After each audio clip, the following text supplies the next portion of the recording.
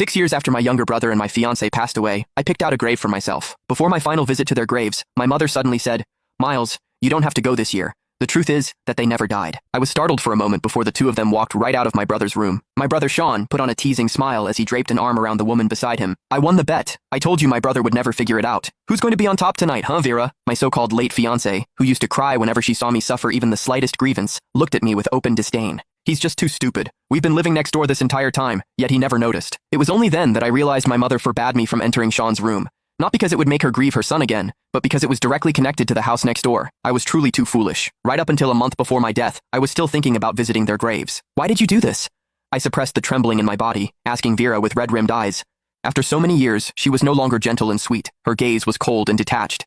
"Miles, it's because you've never been very sensible." My mother frowned at me as well. "For all these years, we were just trying to teach you how to behave, to stop always trying to compete with your brother. Miles, they already have a child. Let go. You'll meet someone better." "I never took anything from Sean," I choked out. "When I was a child, my parents always remembered what Sean liked. I was forced to like the same things just to earn a shred of their care. Yet my mother only bought clothes in his size. No matter how many times I reminded her, my sleeves and pant legs were always too short, leaving me mocked for years. I should have realized it earlier. Miles, they never loved you." Perhaps my expression was too pathetic. The coldness Vera had built around herself wavered for a moment, and she handed me a tissue. "Miles, just focus on the future." I did not take it.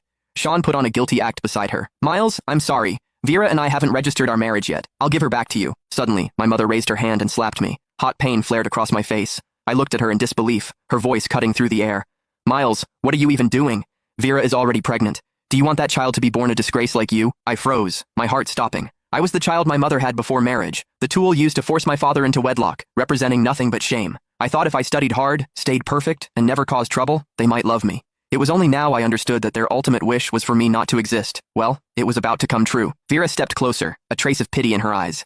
"Miles, we can still be friends. Sean and I will take good care of you." I backed away. "Don't touch me." 6 years of suffocating guilt. Every All Souls Day, I had wept at their graves, apologizing for a tragedy that never happened. Even my parents had helped them stage this performance. I looked at my mother.